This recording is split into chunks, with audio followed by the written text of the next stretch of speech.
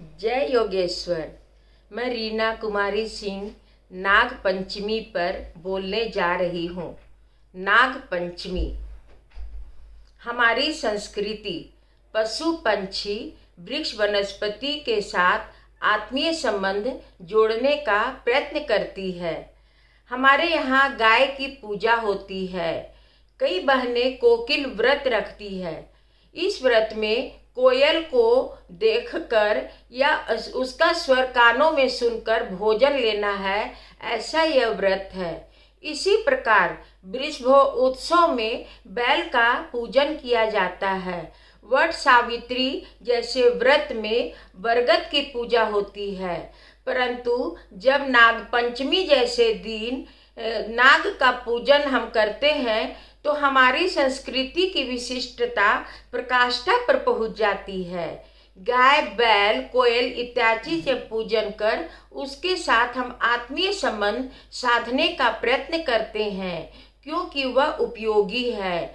परंतु नाग हमारे किस उपयोग में आता है? यदि उल्टा वह यदि काटे तो जान लिए बिना नहीं रहे।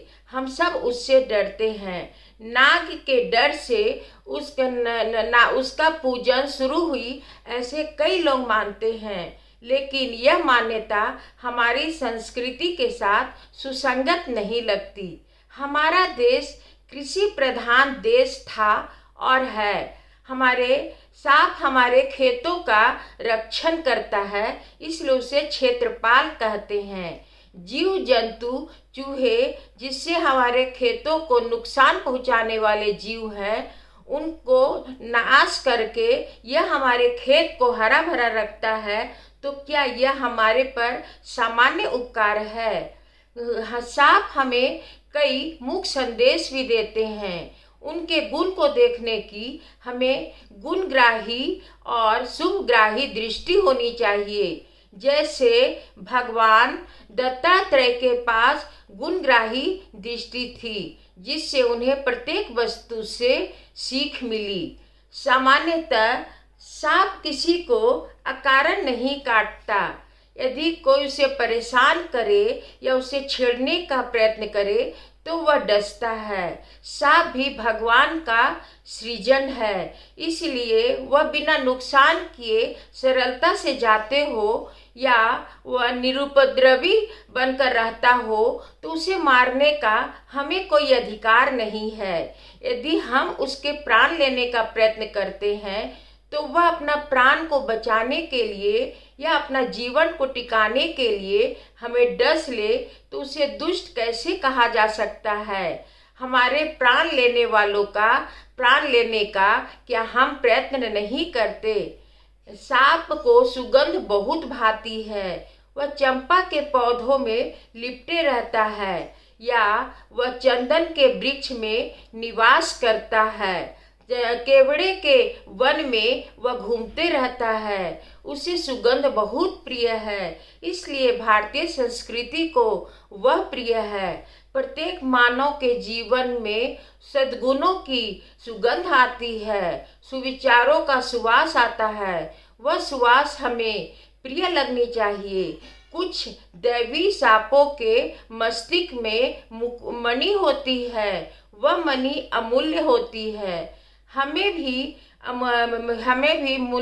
मूल्यवान वस्तुओं बातों को अपने मस्तिष्क में चढ़ाना चाहिए। समाज के मुकुटमणि जैसे महापुरुष का स्थान हमारे मस्तिष्क में होना चाहिए।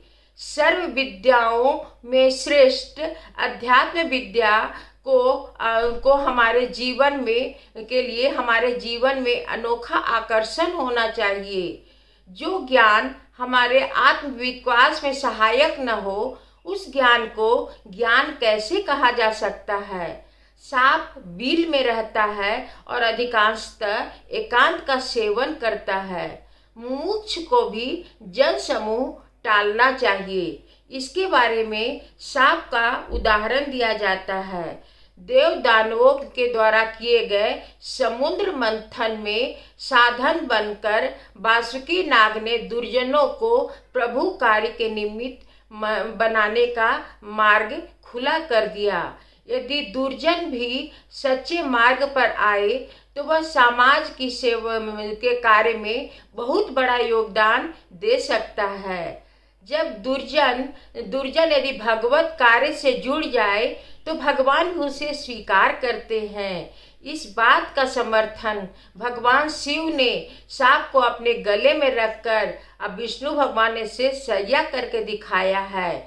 सृष्टि के हित, समग्र सृष्टि के हित के लिए बरसते बरसात में निर्वासित सांप यदि अतिथि बनकर हमारे घर में आए तो हमें अतः उसे आश्रय देकर कृतज्ञ बुद्धि से उसका पूजन करने का कर्तव्य हमें पालन करना चाहिए। इस प्रकार नाग पंचमी का उत्सव श्रावण महीना में रखकर हमारे ऋषियों ने बहुत ही औचित्य दिखाया है। धन्यवाद। यदि यह नाग पंचमी उत्सव अच्छी लगी हो वर्णन तो लाइक और सब्सक्राइब अवश्य कीजिए।